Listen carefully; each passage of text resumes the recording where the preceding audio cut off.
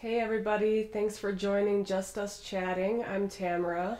And I'm Michael, and we're going to pick up, I think, where we left off yesterday, talking about these uh, recommendations for terms of service that are being proposed by the Center for American Progress and um, the Southern Poverty Law Center and 40 other groups, apparently, um, and why they're a problem for why they represent a problem for the future of this country.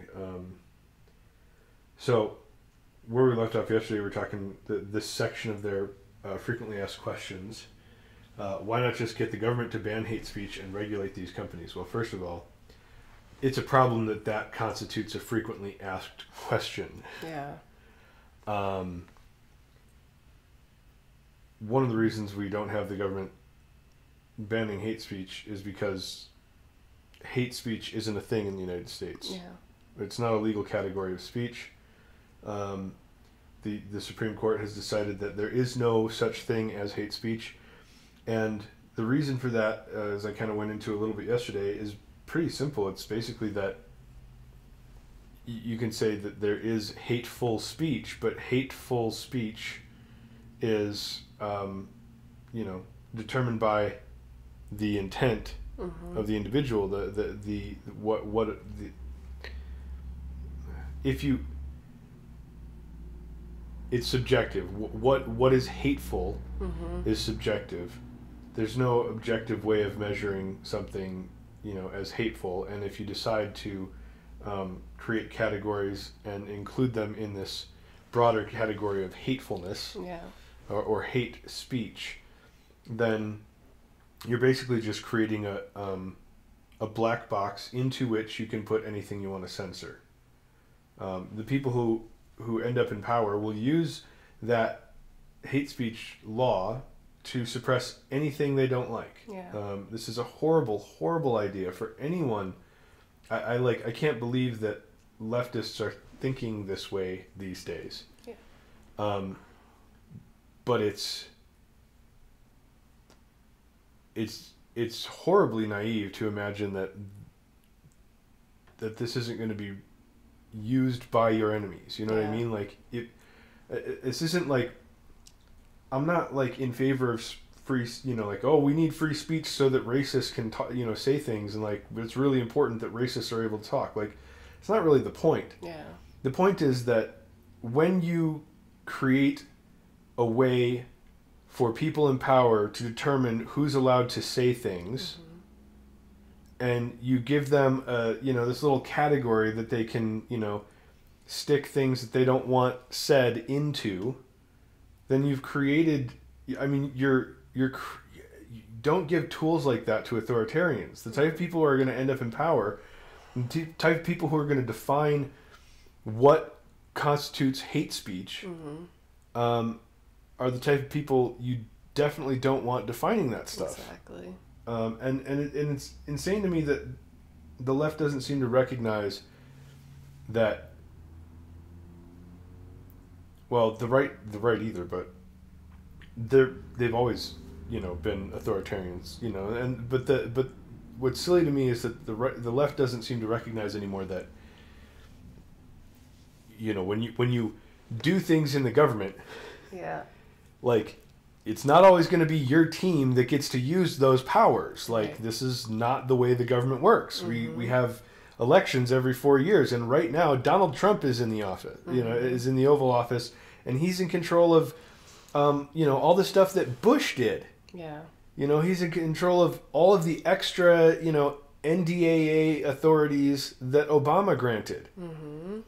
So he's got access to all of that power. Yeah. Right? Like, we need to stop we need to stop that. We need to stop putting more and more power to restrict our freedoms, in the hands of people who, it doesn't matter whose hands you put it into, because it's not going to stay in their hands forever. Exactly. That's the real problem, right? We can't, this is why freedom is important, right? We have to have structures that protect freedom, because any tool you put in there to restrict your enemies is going to be used against you as soon as your political opponents, come to power. Yeah. And that's going to keep happening. We're going to constantly have people that we don't want in power. I didn't want Bush in power. I wanted Obama in power. Then I wasn't happy with him. I didn't want Trump in power. Like, there's almost never someone in office that I'm like, oh yeah, they're doing a good job. Yeah. Like, it never happens. Yeah. But really, it doesn't matter who's in power. It's like, we don't want them to have that kind of control over us. I don't care if they're right, if they're left. Right. Whoever they are, it's too much power. Right. They should not be compelling us to speech. Right. They should not be telling us we can't say things other than what's already illegal. I mean, yeah, unless we're saying like, oh, you're not allowed to defraud people. Oh, yeah, I'll sell you a car. Just give me $100 for, and it's like they give you $100 and you don't give them a car. It's like, well, okay, that's fraud. Right. That's fraud. Yeah. That's illegal. It's just basically the same thing as theft, But like, if you're saying, I have these political opinions or I think these stupid things about people of other races. Yeah. It's like, well, I don't agree, and maybe we don't might agree need to with grow it, up like, a little. Yeah, but, exactly. But as long as you're not actually acting on those hateful feelings, then you're allowed to speak. As long as it's not threatening, as long as it's not inciting violence, Yep. And I worry because, again, like, we don't know who's going to be defining hate, and what people are defining as hate could be completely. Well, and not only that, but then you've got this is when you talk about who's defining it. Well, they're the ones who are defining it, right? And now, we already know they're trying to define it. It's arbitrary. It's like whoever they deem hateful, whoever they think should be shut down, right? And they're people that some of them might be truly hateful people, but some of them are not. Some of them. We can't have these kinds of subjective standards for this stuff. You know what I mean? It can't be. They say it's not going to be arbitrary, but it is. Yeah. Well, they say it's, so that's another important point. They say it's, non-arbitrary enforcement, but non-arbitrary just means in alignment with something, right? Doesn't mean that that's not being, enforced in alignment with an ideology that preferences certain people based on their immutable characteristics. Right. Right. So we've seen a couple of times already in the FAQs here how they say, it's especially important to make sure that people of color get these warnings before they get their content shut down or have an avenue for redress. It's like, why is it especially important for people of color? Right. Because they want to help them more so? It's like, it's not. This is the problem, is that their ideology comes out. You can see it. They right do there. want to like preference they certain want to individuals. Preference certain individuals. They don't over want others. equality. They want to actually have preferential treatment. They don't want everyone treated equally. Yeah. And that's a real problem. In that's fact, a serious problem. They almost want to punish you if you're cis, het, white, male, maybe even female. So.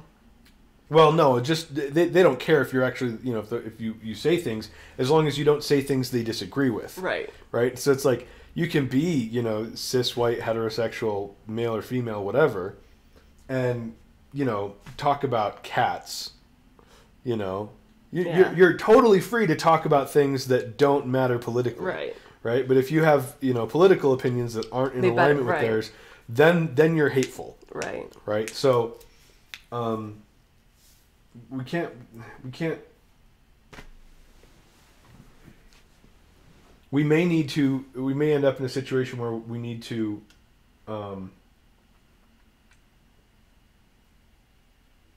regulate the financial institutions to make sure that they to make sure that they're not blacklisting people for political reasons. Yep. If you're not allowed to make transactions, or if as it seems is the case, they're leaning on Patreon, right? If MasterCard and these processing companies, PayPal, etc., are leaning on Patreon and saying, if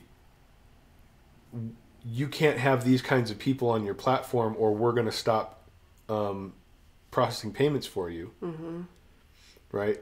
Then I mean I think that should be illegal in the United States. Yeah. I don't think that that's necessarily like, okay, well, we should have, they shouldn't have any ability to decide whether or not they're going to do business overseas. Maybe they're in, talking about processing payments, in the Middle East or, in Africa or in China or something like this. And they decide, you know what? If you're going to be this way or whatever, then we're not going to process payments for you. Those people aren't American citizens. Right. Right? But if you're doing business in America, yeah, I care about, and we have, access to the political system here as free citizens in America. Yeah. I think that payment processors need to be prevented from discriminating against people based on their politics, for sure. Definitely. I mean, definitely. Talk about keeping money out of politics, right? Yeah. So it's one thing to say that, we need to, campaign finance and reform and stuff like this. Like, oh, well, we need to make sure that we know where the money is coming from that's going to these politicians. Okay. But if you've got people in charge of financial institutions that are saying, oh, well, you have those political ideas, we're not gonna even allow you to have a credit, like you're not gonna be able to like process payments. Yeah. Like that's serious. Like draconian. Yeah. Isn't it? That's serious. That's really fundamental to our to the stability of our society and to our freedom. People need to be able to,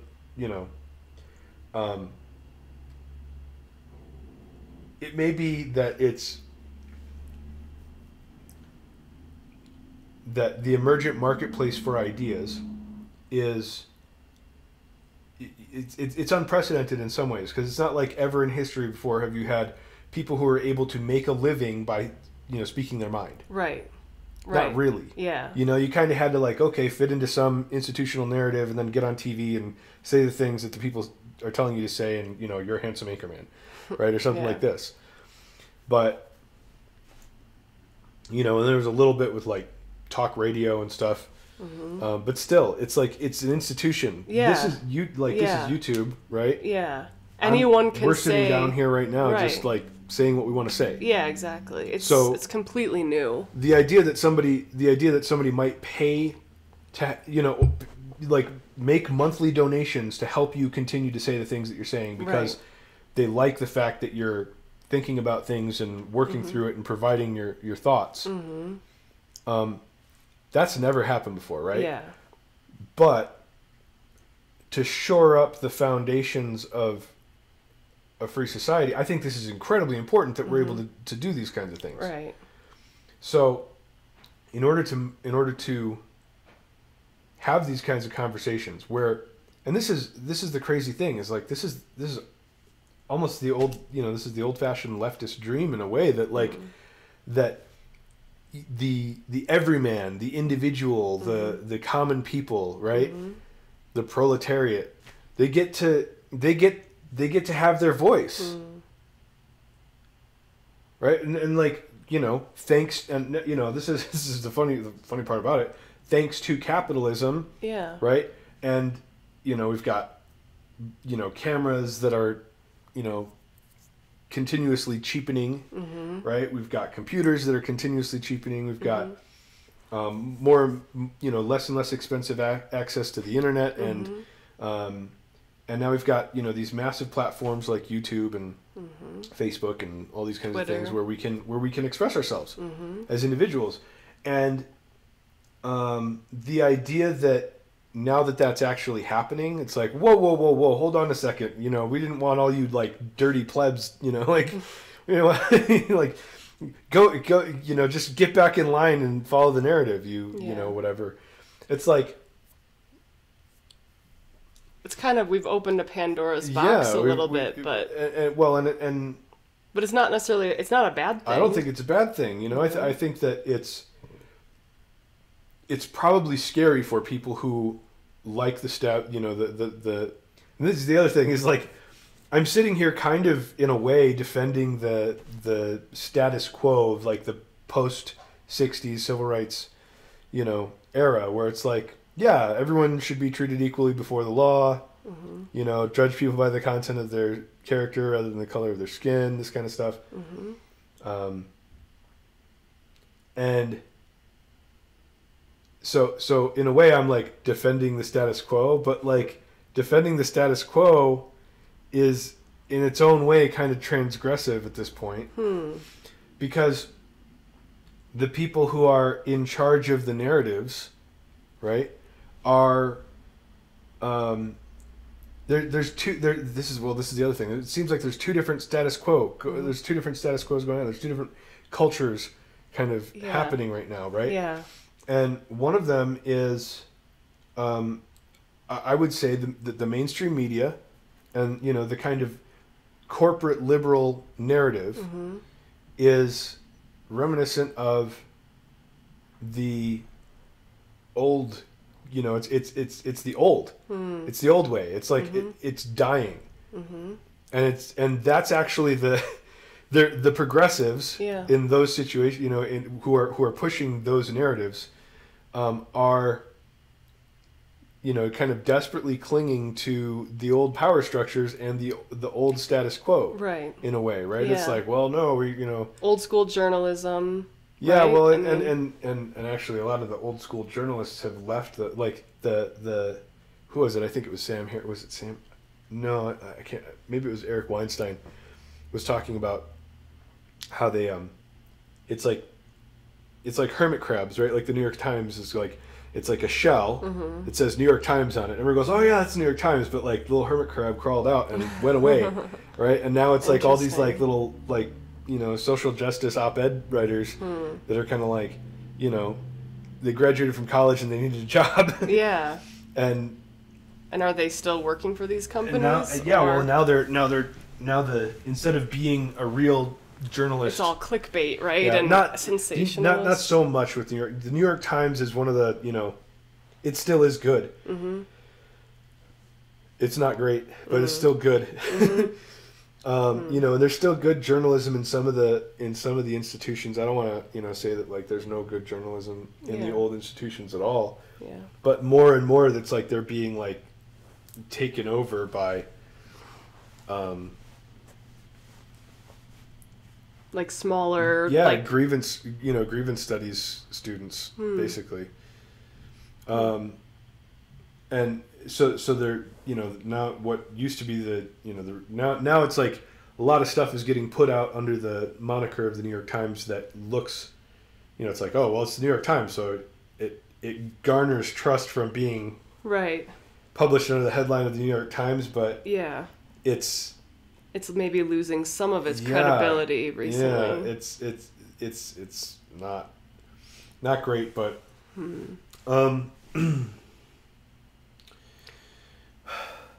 So you were talking about that there's two status quos going on right now. I don't know. Oh yeah, thank you. So I think the mainstream media is kind of like clinging to the old status quo, right? Where the kind of progressive liberal elitists and elite, right? Like these are people who are not the proletariat. You know what I mean? They're not the working class. They're college graduates. They're coming out of elite colleges. They've got, you know, multiple degrees, and you know they're basically the aristocracy. You know, they're the modern American aristocracy. And these people are, you know, clinging to the institutions that they thought were going to, you know, that aren't stable anymore. You know, it's like they took over the television studios and you know, the television networks and the cable TV shows, and now, you know, you've got 12 different late night shows all saying the same thing, right? And you've got these kind of, you know, and the news is saying that you've got basically the news, right, telling stories and telling the same stories and same narrative as the late night TV hosts are telling. Yeah. Right? The only difference is that the news guys are going, yeah, da da da da da, and the late night TV hosts are going, ha ha ha ha ha ha ha. Yeah. You know, they're like laughing at they're making jokes about the same thing. You know, but it's all in the same box, right? And so they took over this. They took over all these institutions, and you know, that's because they went through school, they went to college. This is like they had a career plan. This is where they were going, and they got into these industries. You know, in television and news and journalism, and it's collapsing because of things like YouTube, right? And because of things like Facebook and Instagram, and you know, people aren't. Fewer and fewer people are getting their, like, almost nobody gets their news from actual newspapers anymore. Right. Like, why would you pick up something that gets your hands all black and like? Yeah. Why would you do that in the modern world? It's ridiculous. Yeah. Like, nobody reads newspapers anymore. Now, yeah. You know? And fewer people are even watching the news on television. It's like they're getting it through their phones, and they're getting it through their, you know, through their social networks. Yeah. But, I mean, some of the older folks are still watching stuff. I mean, I know my parents, true. I'm sure they still watch Fox. Sure, I'm sure. And, like, is a similar thing happening on, like, right-wing news? I mean... Well, here's the thing, is that... Okay, so the split between right-wing and left-wing news. We're totally off this. Yeah, like, that's fine. maybe. That's fine. Okay. So, the split between right-wing and left-wing news is interesting because there's only one right-wing news source, and that's Fox. Pretty much, right? At least in the, you know, in the television space. Yeah. Right? That's it. Everyone else is... It's like you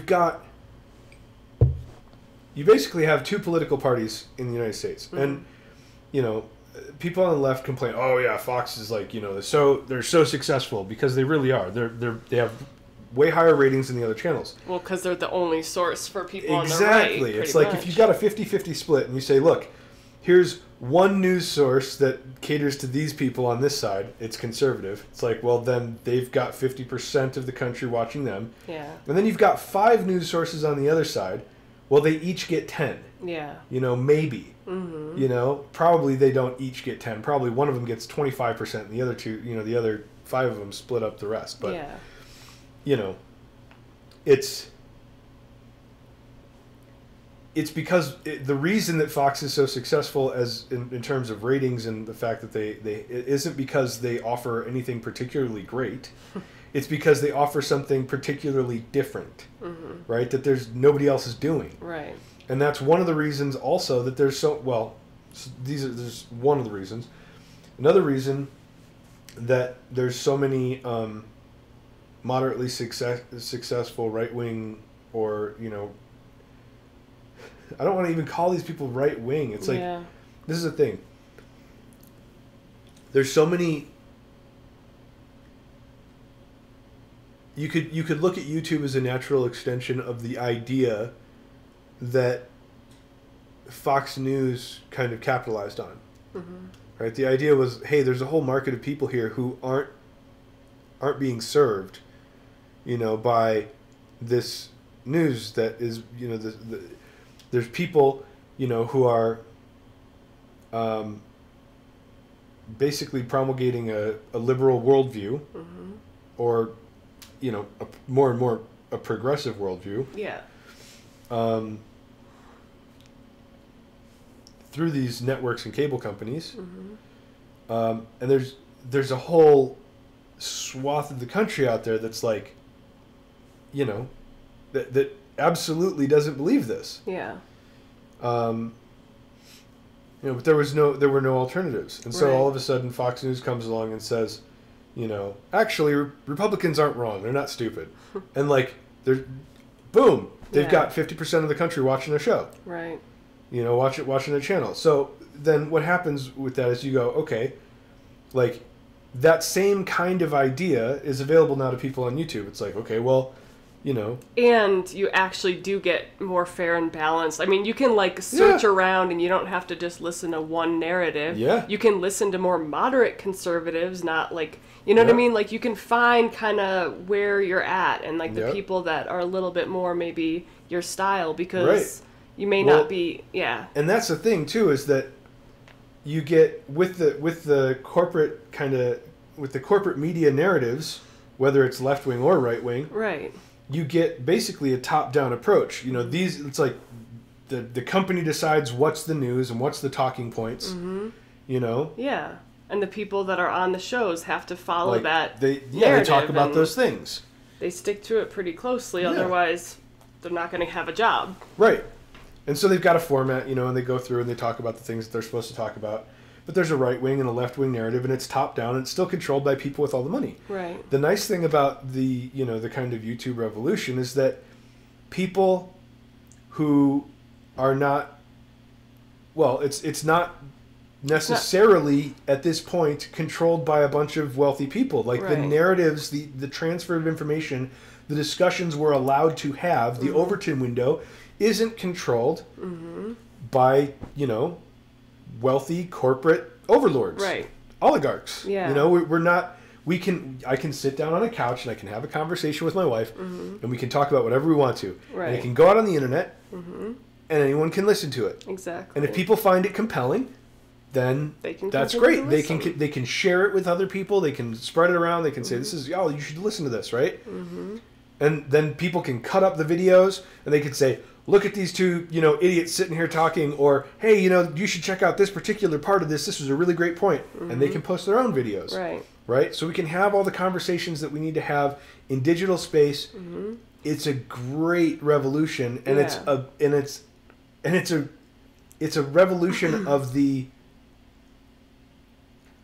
It's a revolution that definitely empowers the common people. The problem is the progressive left doesn't actually want that. They don't want to empower the common people. They don't.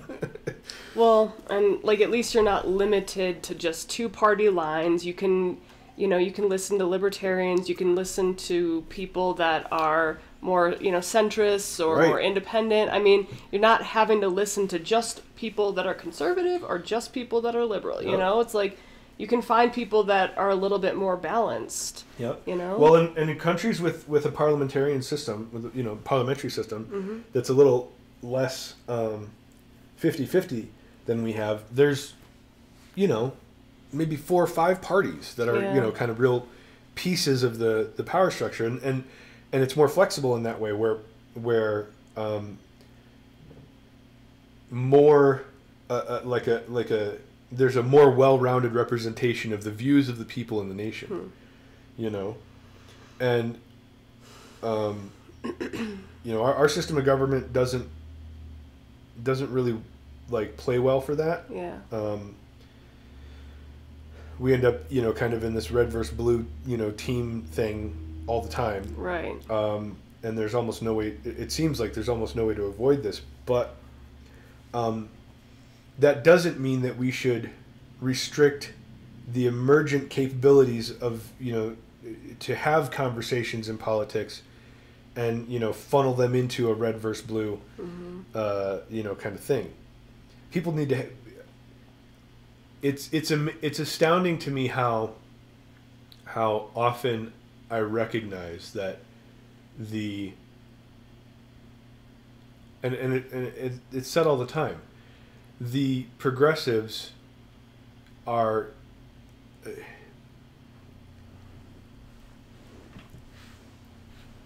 well, first of all, the elite, the progressive elite, people who I understand all the intersectionality and postmodernism, truth is relative, all this stuff, which, I mean, maybe okay, this is like it's a straw man, whatever, I don't care. It's a stereotype. It's not a straw man, and we use them to communicate. So those people, right? The liberal elite, they actually don't like the average person. They think of us as deplorable. We're the dirty people. For not knowing all the high intellectual things that they know. We're because of that we're bad. It's like I went off on a little rant about this yesterday too. The idea that the fact that I don't know all of the ins and outs of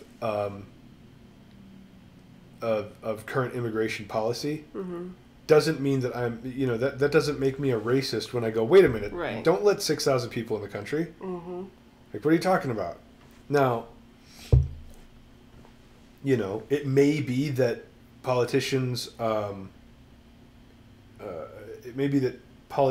use sound bites that kind of activate ethnocentric fears. Yeah.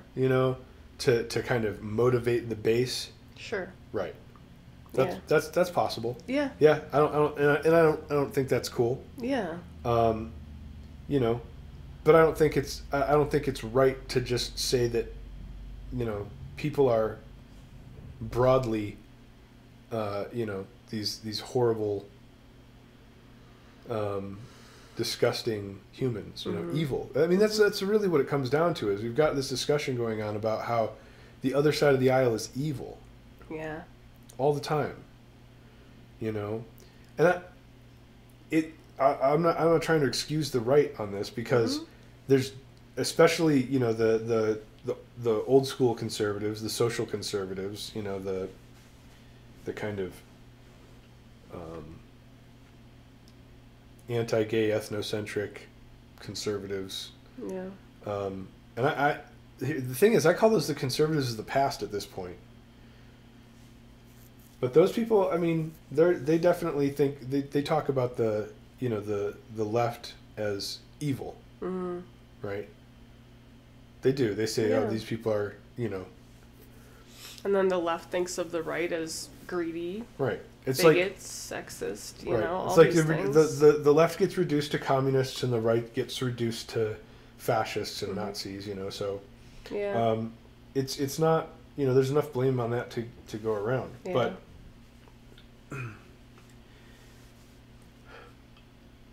But I think that the left is more organized,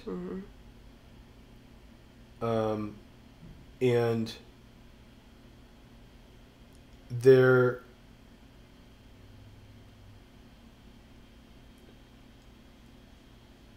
how can I put this? The idea that it will that it will soon become acceptable to divide the country up by race, and kick out minorities or something like this, seems so absurd to me. Yeah. Like the idea that that's some sort of that's actually like the idea that that's actually like our culture isn't like that. Yeah. And this is what I don't understand, because the left seems to think that our culture really is this disgusting, racist, like raging, monster that's just straining at the bit and trying to get to the minorities and kill them. It's like roar. It's nowhere. I've never seen anything like that. I can't picture the society that way. That way, Yeah. It doesn't make sense to me in the slightest. Yeah. So, maybe that's why I think that's why I lean center right. It's kind of like I don't see it that way. I think that the bigger risk is that very intelligent, highly organized leftists are conspiring in conspiring to undercut the some of the core principles of our country, of our nation. You know what I mean? Like they're trying to sanitize everything. Yeah, sort of. They're definitely trying to sanitize things. And they're, I mean, I don't, it's so dangerous. It's so dangerous to start messing with the principle of free speech. And when I say, I mean, I don't mean the First Amendment. I mean the principle of free speech. We're not talking about the government. Yeah. I'm talking about what we as a culture agree, right, is sacred. You know? Yeah. And I think that we need to agree that free speech is sacred. I think we need to agree that there are, you know, certain principles that are foundational to our success as a cohesive unit, you know, like and I think I think messing with free speech is way too dangerous, especially on a legal level. But you know, they're talking about financially, you know, like they're basically hijacking multinational corporations. Yeah. That are basically as big as the government almost. I mean, like, they've got monopolies on these. So it's like, I mean, it's not like, you know, there's no other platforms to use. You know what I mean? Like, if these platforms, if Facebook, Twitter, YouTube, if all of them decide to go along with this, then there's nowhere for people to go. You know what I mean? There's no other alternative that they can use where they can be more free. Well, so Gab came up as a thing that Gab decided to be the free speech Twitter, basically. Does anyone use it? Yeah, apparently. I haven't messed with it too much. Yeah. I think another one is called Minds, which, you know, is kind of like the non-censorship Facebook. Okay.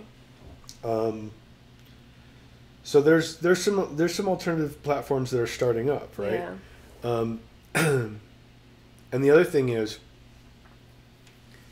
we may be able to find and you know, Ruben and Peterson are talking with a lot of people about around this right now. Yeah. And I like Tim Pool's idea, where if you can set up an exchange, right, for cryptocurrency that makes transactions in cryptocurrency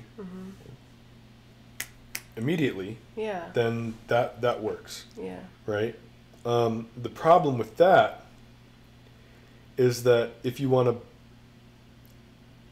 you currently still have to use a payment processor to buy cryptocurrency. Right. And then if you want to change it out into actual money, you've got to go through a payment processor again. Right. And only so many places take cryptocurrency as payment, you know. So it's a real problem. Yeah. When you get down to those levels. And you know, this is one of the so if I go over here and show you what the article we're looking at, this is why it's dangerous that there's people, you know, trying to get this to happen. And it seems like I wouldn't worry about this if it didn't seem like this is actually working. Yeah. Right? But it seems like this is working. We've got some indication that the reason Patreon got rid of a guy named Robert Spencer. Yeah, not Richard. Not Richard Spencer. Robert Spencer, who's an author, conservative author. I don't know anything about him really, but it seems like the reason they tweeted something a while back. It's been screenshotted like crazy now, so you know, the internet's written in ink. So even if they delete this tweet, it's still out there and you can find it. But you know, MasterCard basically told them that they needed to get rid of it. And why? What did he do? I don't remember this. I don't know. He was just he's a conservative author they didn't like. I don't know anything about him. Like, here's the thing. I don't know enough about his stuff to make a judgment as to whether or not it was right. Yeah. You know, or for all I know, the guy could be a neo-Nazi. I have no idea. But, right, from everything I've heard, there's no violence involved. It's not like, you know, it's like he was, you know, out in the street stabbing people and, you know, MasterCard was like, oh, stop processing payments for that guy. It's like, you know, he wrote a book and then MasterCard was like, no. And so they kicked him off their platform. I'll have to look him up later. Yeah, I'll have to check him out later. So, but the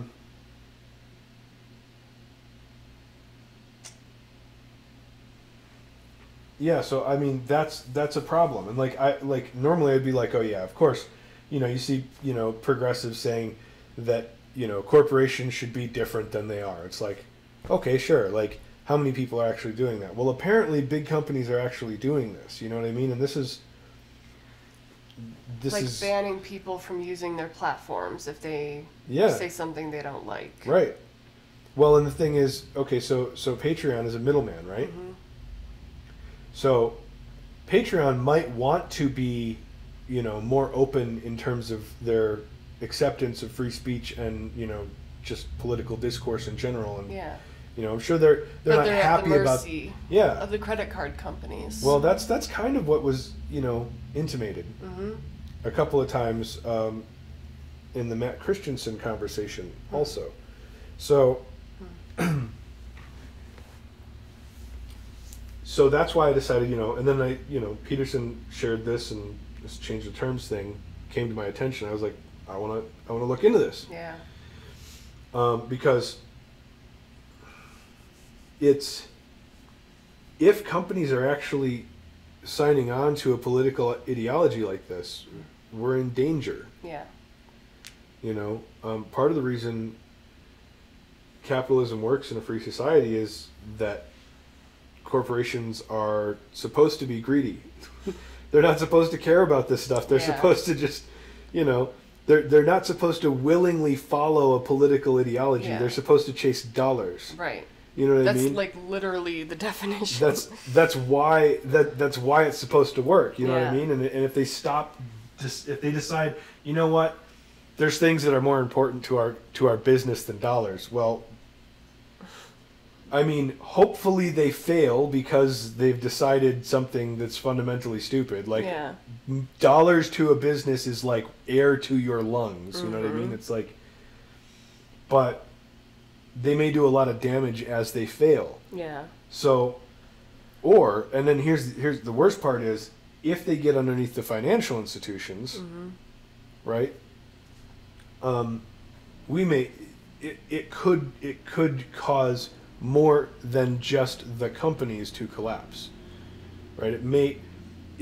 We may descend into some really dark authoritarianism, because the free exchange, like the freedom, right, is important to America. It's not just important to Americans, but it's important to the fundamental structure of our society. We are free to engage with other people as we choose. Yeah.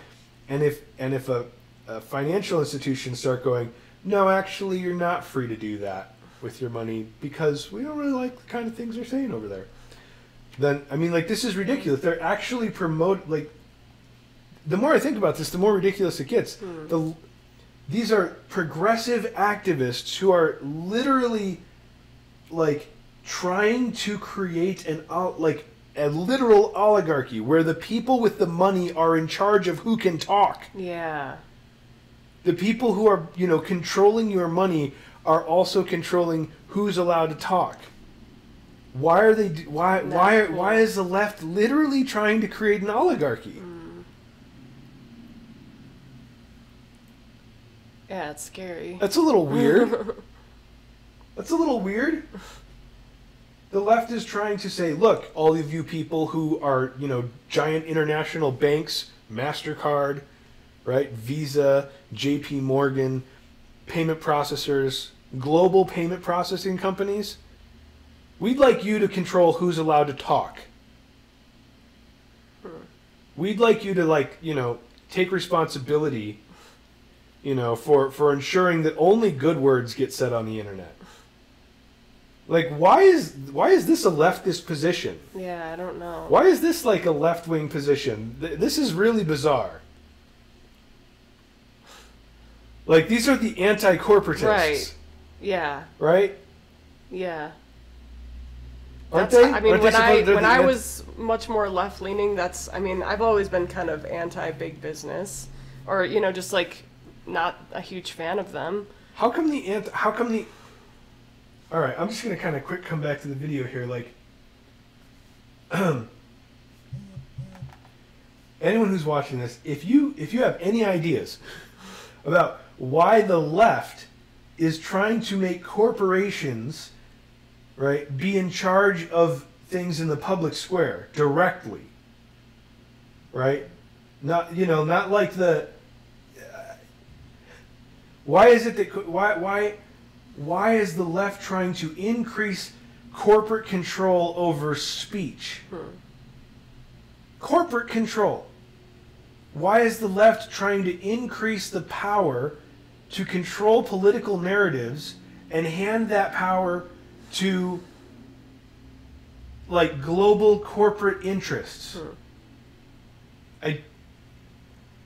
That's exactly what we're talking about here. It's quite messed up.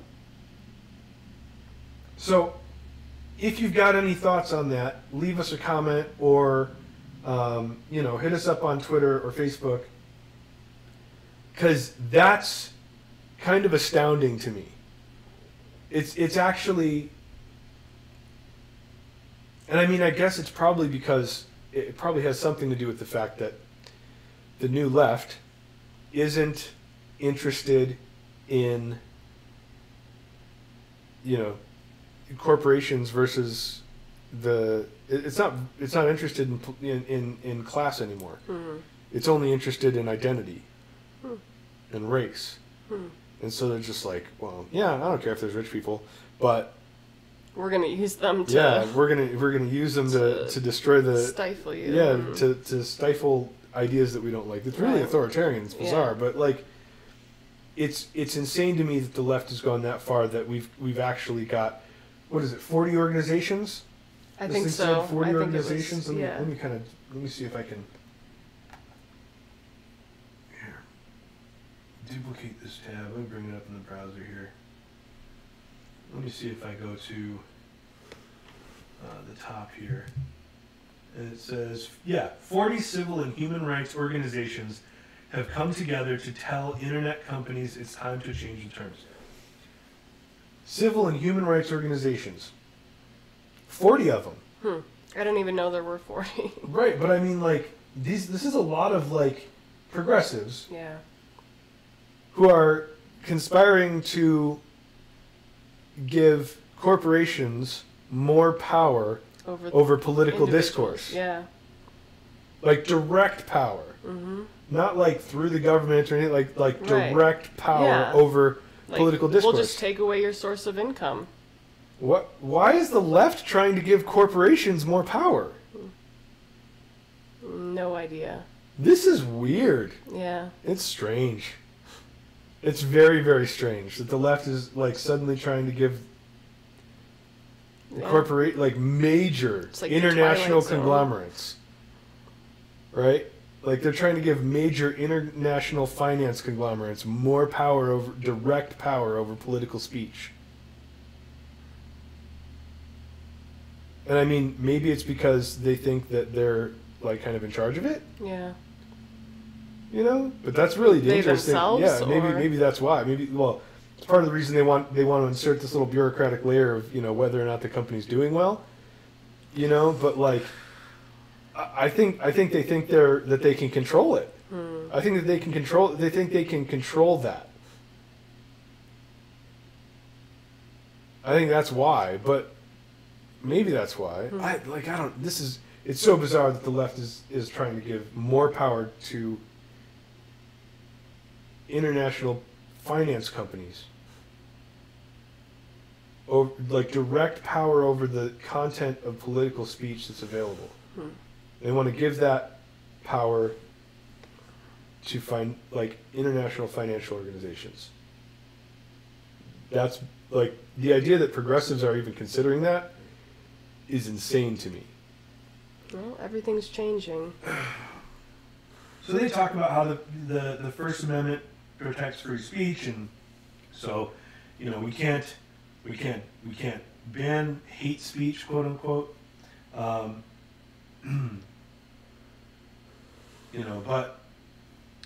second, in the United States, hateful activities and hate crimes are already illegal in most jurisdictions. Well, an injured person which doesn't mean an injured person. Right. It means someone who's, offended. Feels offended by words. I mean, not that. Okay, so this is the weird thing about hate crimes. It's like, if you assault someone, that's illegal. If you assault someone and you yell a bunch of swear words at them, that's still illegal.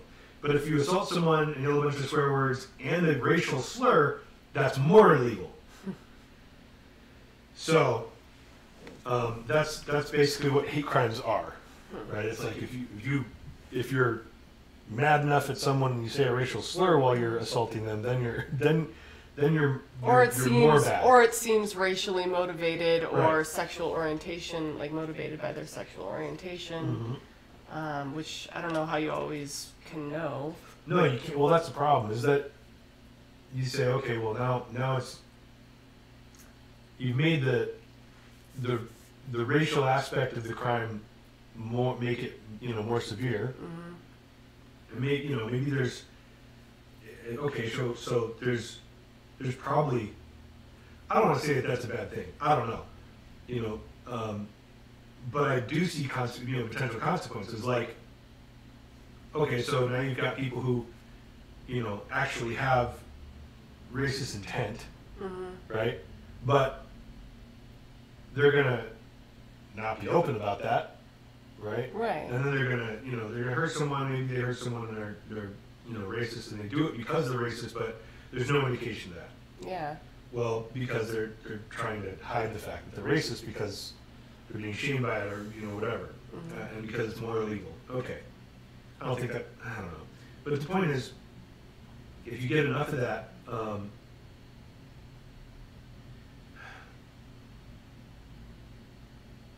what ends up happening then is that you've got people who are you don't know that it was racially motivated. Right. How do you even Right? And tell? so since you don't know that it was racially motivated, and you've incentivized people to hide the fact that something is racially motivated, right? Then the courts go hunting for the racial motivation. You go, well, you are a white guy.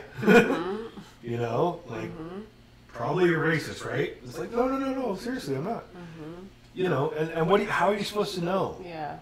So what do you do with that? Like, then the courts, like, the culture. Obviously, I mean, I'm not saying that it's a bad thing that we live in a culture where people are ashamed to be racist. Yeah. Like, I think that's perfectly fine. Right. The problem is when you create laws that punish that add additional punishment because the motivation was racist. It's like, well, we're talking about, like, how do you prove that? And then the law's got to start looking for ways to prove that people are racist. Right. Right? And it's like, I think we've really got to. I mean, I don't know that we should be making legal distinctions based on race. Yeah.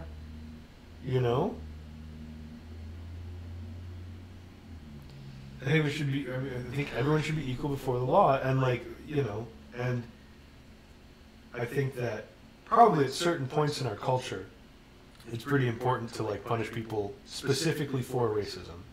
And I think that, like, the Civil Rights Act, for example,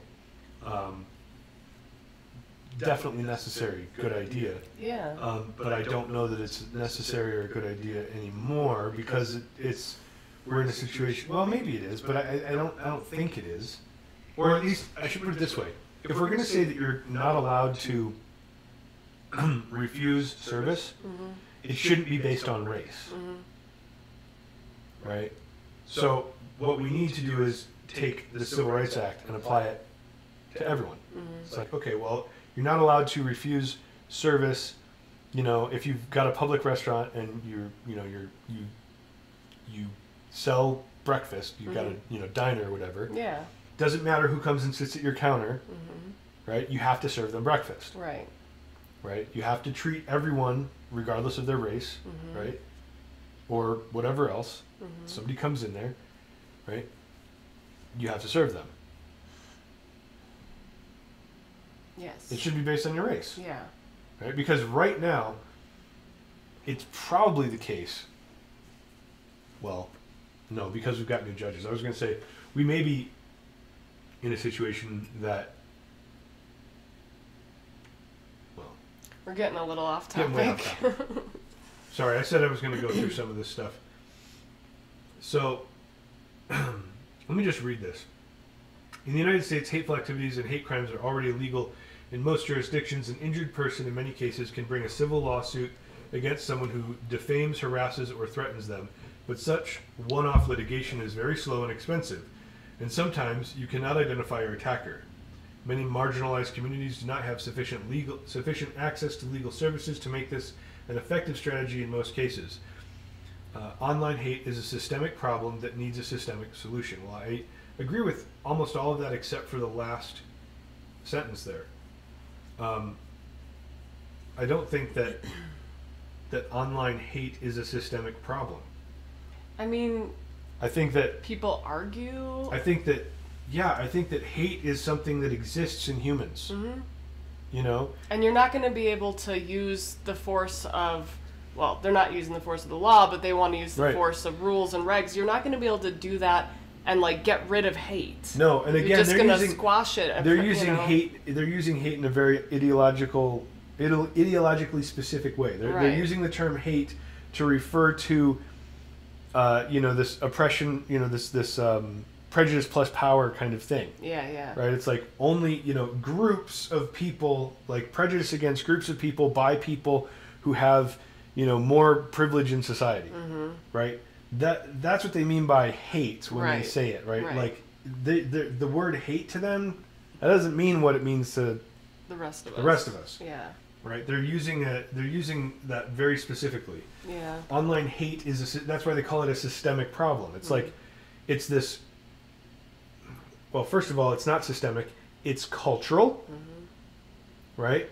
It's not like the systems that make up our the internet isn't racist. Mm-hmm. You know what I mean? It's just computers. Mm-hmm. And they don't care who uses them. They don't care what you record. Computers don't care what you put online. Yeah. The internet isn't racist, right? The systems aren't racist. Right. The culture, there may be racism in the culture, there may be prejudice in the culture, but that's not systemic.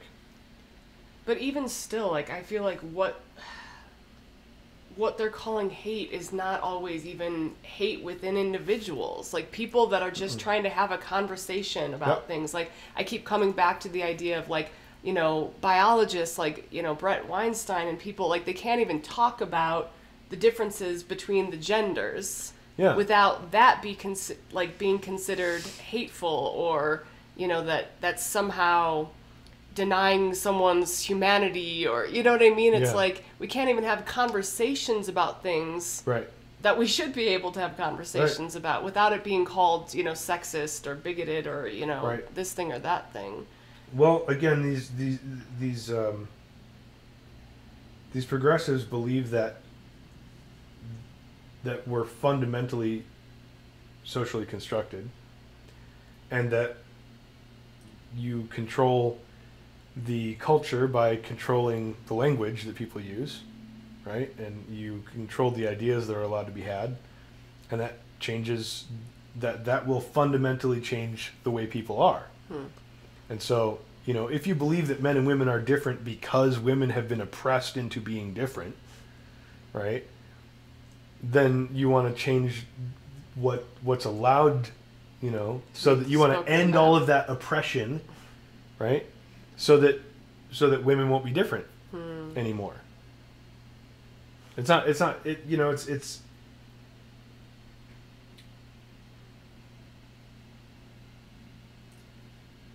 the problem is that there's some differences that people have that don't manifest in economics. They don't really have they don't affect the way that groups perform economically or whatever else, right?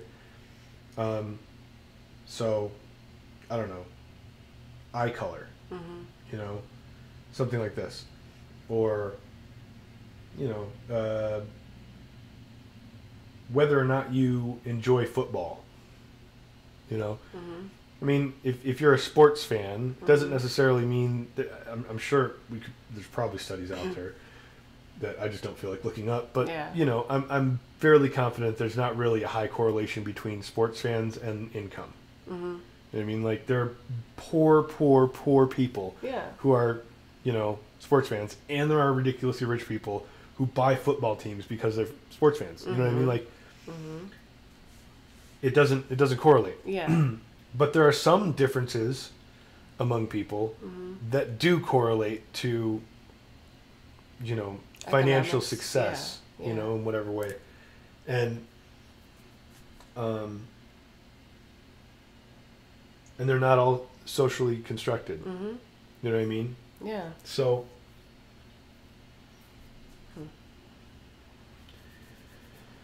but if you think that all differences are socially constructed, and you start seeing people who are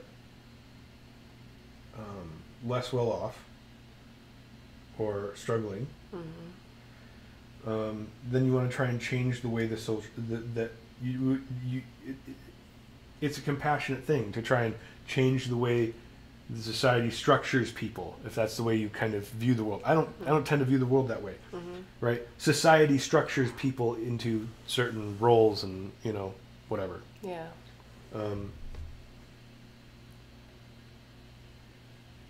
I don't think our culture structures women into mothers. I think that's biological. Yeah. You know, like it seems crazy that we even have to say that. Yeah. You know.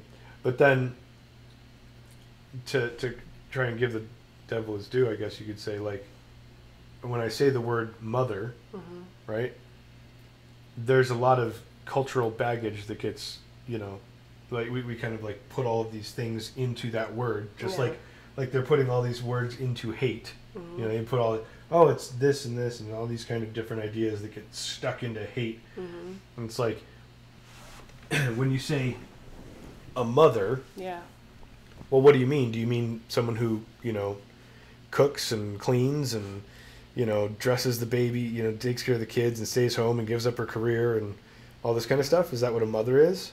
Not in and of itself. I mean, you know. Right. But like we've got like, you know, we've got kind of like a shared understanding of what motherhood is. Yeah.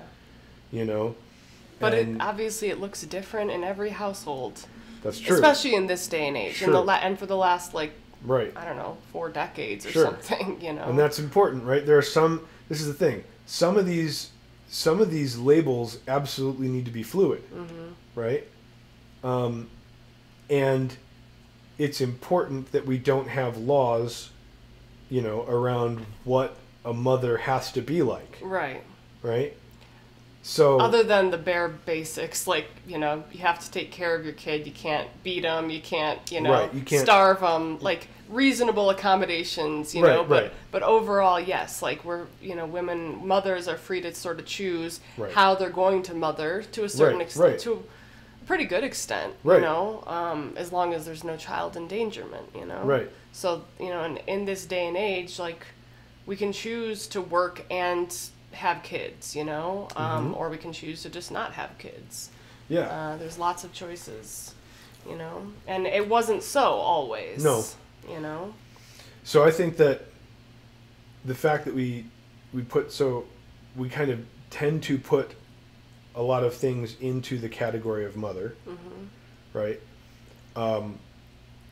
This is where, you know, the kind of postmodernists are right. That as a category holds different things depending on who you are, right? What is a good mother? What is a mother, right? Well, we probably all agree, you know, on some basic fundamentals, right? Like, a mother is someone who takes care of a child, right? Kind of, at least. Yeah. Right? Because you could be a mother by adoption. You could be a mother by birth, right? So you can't say that, a mother is someone who gives birth to a child, because there are mothers who adopt children, right? Can't say that a mother is someone, you know, and you can't really even say that a mother is someone who necessarily nurtures a child, because some mothers aren't very nurturing. You know, who like, so it's kind of, it's a relationship between an adult woman and a child, basically. You know? Yeah. So, but we have ideas of what make a good mother, and so we kind of throw all that in there in the word mother, but it's different for every person, and so it needs to be a flexible, fluid category. Yeah. Right. What we shouldn't do is have flexible, fluid categories, like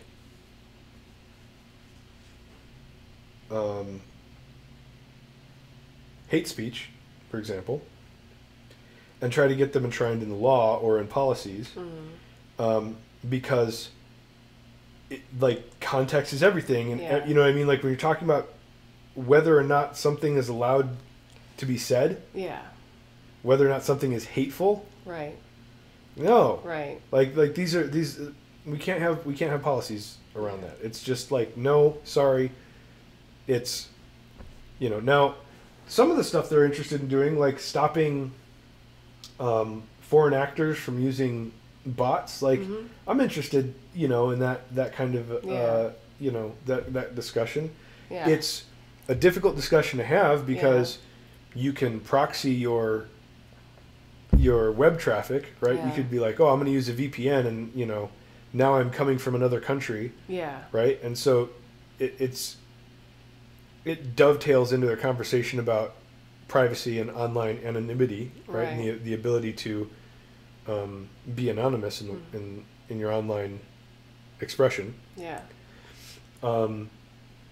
which is a really complicated conversation about privacy and freedom. It's like, well, that's a deep conversation. Do we want privacy and, you know, and freedom, or do we want security and protection? Right. You know what I mean? Because if we want privacy and freedom, we're doing a bad job of it, for one, but for two, like we can't say, look, no more anonymous online stuff. Like that's what's going on in China, right? You're not allowed to, like, you're not anonymous, and everything you're doing is being tracked, and you're being graded on it. Oh, you know what I mean? Yeah, that's insane. You're getting social credit scores now. That's right? a whole nother conversation. A credit score based on that's the crazy, like, and well, okay, this is we're moving that direction right now. This is exactly what China is trying to implement. Right? Is the same kind of things. They've got, you know, oh well, you're a bad person, so you know, it's going to be harder for you to do things in society. Right. Right?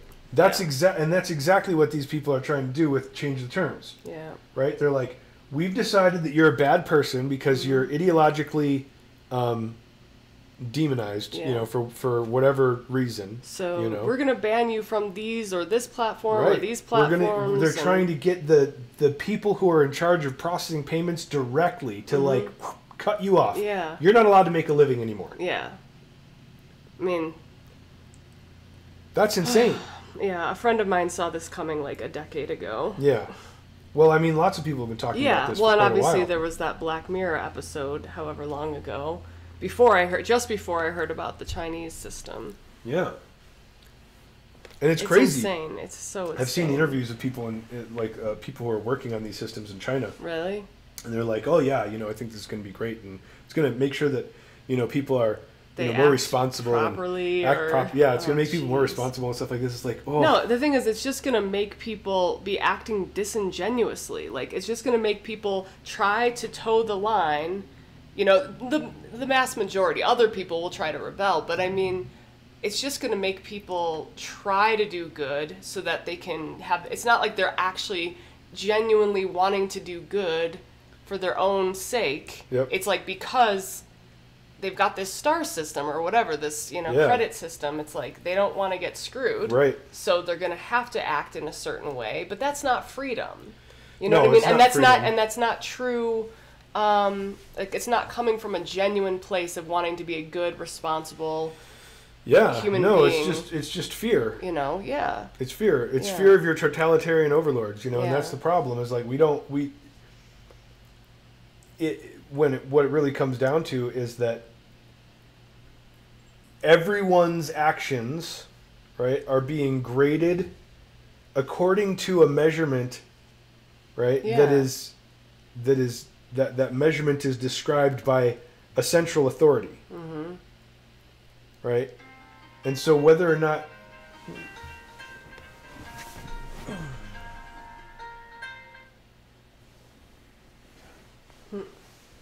Yep. We're upside down. Upside down.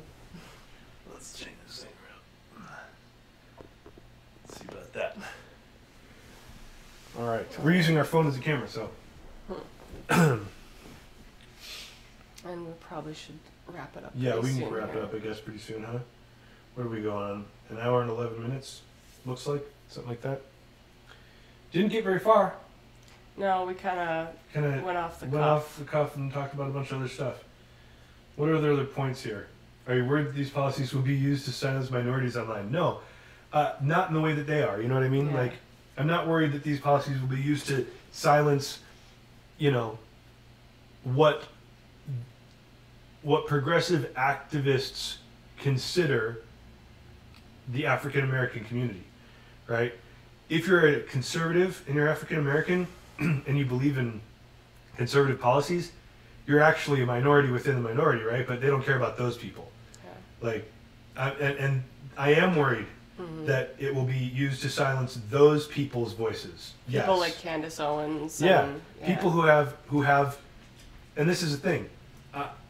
I don't think that speech should be privileged or silenced based on immutable characteristics like skin color. Okay? I'm not worried about whether or not, somebody's pigment, somebody with a certain pigment is going to get, silenced. What I'm worried about is whether or not people with certain ideas are going to get silenced. Yeah. Because we're talking about thought policing. We're talking about giving... the left is giving international monetary corporations the power to censor thought, political speech. I don't understand why they think this is even a good idea. Like, how are so many smart people so stupid? Like, are they aware of the fact that they're like literally going, "Hey, banks, you should control who's allowed to talk"? This is the left. Yeah. Yes, we're always worried that any policy could have disparate impacts on minority groups. Stop. Stop. Stop that. We need to be humans. Yeah. Humans. But we have to look realistically at the situation we're facing today. So let's see what they think the situation is that we're facing today. First, minorities are already receiving disparately discriminatory treatment from many tech companies. How so? What do they think is going on? Yeah. Many, if not most, tech companies are already creating and enforcing rules about what type of content is allowed on their platforms. In our experience, these rules are often poorly written. Oh, I remember this. In our experience, these rules are often poorly written or inadequately enforced. They often only respond when someone affirmatively reports a violation. Sometimes trolls abuse these systems, right? And then the enforcement teams are often understaffed, under-resourced, and poorly trained. In many cases, the appeals policies are insufficient to allow minorities whose speech does not constitute hateful activity to get their content back online. All of these factors cause the current policies and practices to disproportionately silence the speech of minorities. Okay. What they're talking about here is the fact that most of the policies that are out there right now say something like, you're not allowed to discriminate against, you're not allowed to say hateful things about people based on race, right? And then what happens is somebody who, works at the New York Times or something, tweets something like "kill all white men," and they go, "Oh, well, that's race and gender discrimination." And they say you can't do that. Incitement of violence. Right? It's incitement of violence against white people and men, right? So it's like, that's what they, right? And so they say you can't say that, and they ban those people, or they send them warnings and strikes and stuff like that. This policy recommendation is coming from an intersectional lens and says, look, when people say kill all white men, that's the justifiable rage of the oppressed, right, against the oppressors who don't need any protection because they're the oppressors. That's what they're saying. And so when they say that these rules are often written poorly or inadequately enforced, right? When they say the enforcement teams are understaffed, under-resourced, and poorly trained, when they say minorities whose speech does not constitute hateful activity, right? They're saying this is what they're talking about. That's what it sounds like. They want to have a particular ideological standard, not a fair, not an even, kind of non-racially based application, right? They want to take into account whether what that person's skin color is, right? So if it's a black person saying racist things, then in their minds, it's not racist. It's not racist, hateful activity. Right? It's not hateful activity. That doesn't count. And I just that's.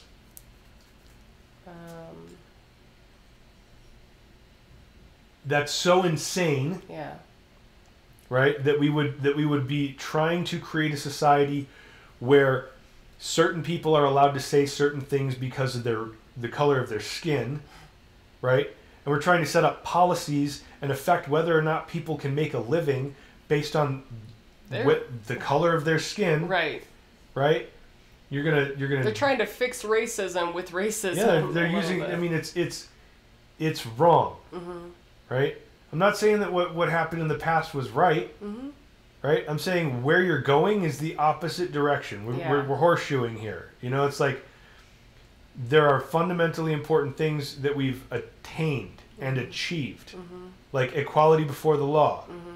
Right? We shouldn't be trying to make inequality before the law to redress cultural things like prejudice or implicit bias. That's educational. That's generational. That's a consequence that we're going to grow out of that. Yeah. We shouldn't be setting up laws that are going to reinstitute segregation and reinstitute kind of racial essentialism.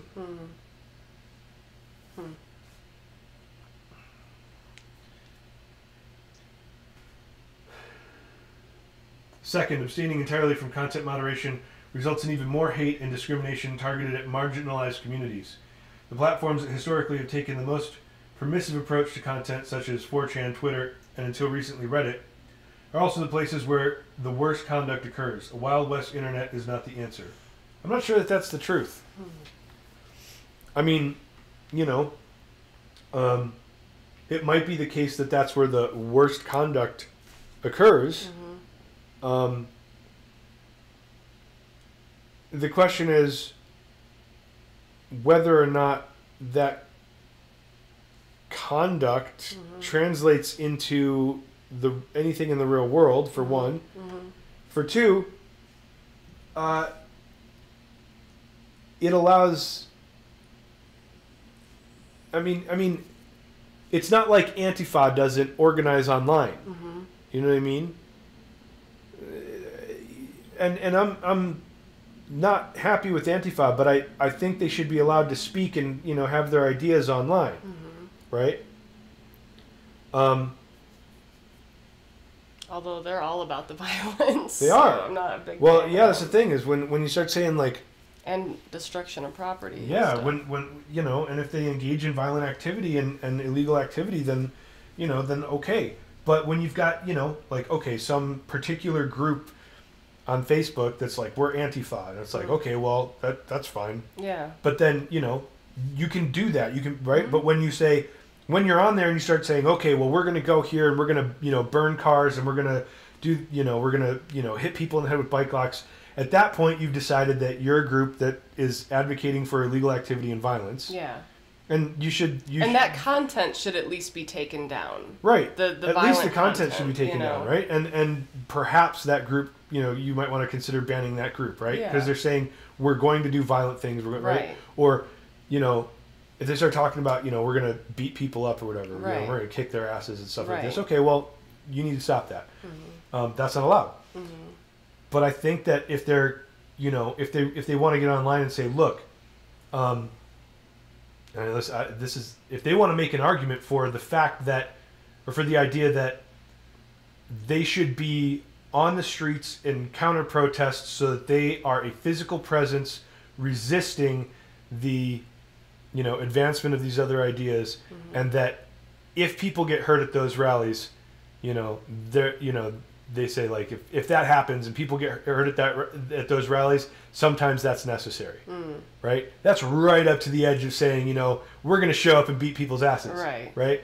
But I still think that's making a case for the actual functioning of society. Like I think it's true that the rubber meets the road somewhere, right? And so it's they're like. We say that the government is, government is violence, basically, right? So for every law, it's eventually enforced by violence. They come and give you a piece of paper and say, oh, you've been summoned to court. It's like, well, I'm not going. Well, they come back and they say, you have to go. We're going to, give you this ticket. Well, I'm not paying. They come, eventually they're going to come and they're going to put you in handcuffs and they're going to use physical force to move you against your will. Right. That's just the case. So, we have to be able to discuss the points at which violence is acceptable. So even up to the point where they're saying, look, Antifa is an organization that that is here because we need to show physical presence to physically resist, fascist ideologies, before it's too late. We need to confront these people in the streets, and we need to let them know that this won't be tolerated, right? And if people get hurt, that's too bad, right? If people get hurt, that's necessary, right? That's still not active. That's still not calling for violence. It's a little bit. You know what I mean? It's close. It's close. It's really close. But I think free speech is important. I think it's really important. Yeah. When they start saying, look, some people aren't allowed to have horrible ideas. It's like, well, everyone's got horrible ideas. You've got to have horrible ideas before you have good ideas. Like, you just have to. It's not like you oh, well, I'm Einstein now. You know what I mean? Like, you have to have bad ideas. Yeah. Right? People who get engaged in politics have bad ideas. It's like they're upset about something and they get involved and they're like, their ideas are absolutely horrible and they're stupid and they're like completely unsophisticated. They have no idea what they're talking about. And then they start talking about it and people start telling them they're stupid, and then they refine their ideas and they become more and more articulate. Exactly. You know what I mean? You have to be able to go through that process. If we can't go through that process, we're not talking about a free society. We're talking about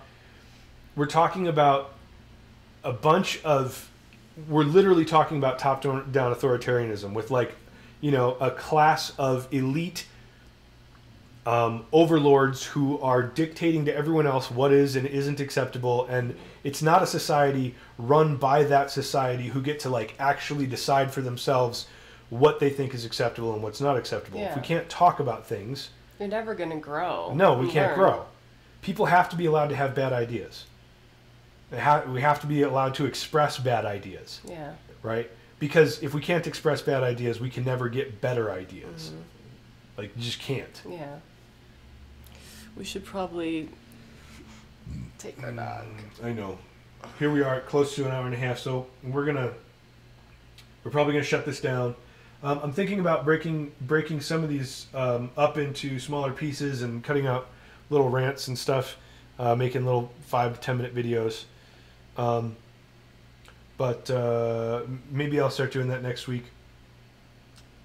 If you're watching this and you've got any suggestions for content we should cover, articles we should look at, things you'd like to hear us talk about, go ahead and leave it in the comments. We're still trying to figure out exactly what this channel is going to be about. I mean, the basic idea is literally just us chatting. So I'm hoping that here in the near future we'll kind of get into more of a groove and just kind of end up free flowing and talking about, you know, more and more issues. Mm-hmm. I kind of like the Joe Rogan format, but I also want to be more, I think, more topical. Mm-hmm. We don't have access to a bunch of, you know, guest speakers or anything like that, but you know, we can also kind of work on like a cross between I'm thinking right now what we're kind of falling into is a cross between the Joe Rogan format and the Tim Pool format. Mm-hmm. It's like, look at this crazy stuff that's going on in the world. Okay, let's talk about it. Yeah. You know, and instead of, you know, talking to, you know, specifically, you know, interesting experts in the fields like Joe Rogan ends up doing, or, you know,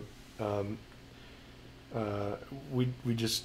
Well, we listen. I mean, we read and we mm-hmm. watch videos, and we kind of teach ourselves a little bit and then think about things. Yeah, and then we, you know, so we can look at what's going on in the world and we can talk about it, I think. Mm-hmm. That's kind of where we're at right now. Yeah.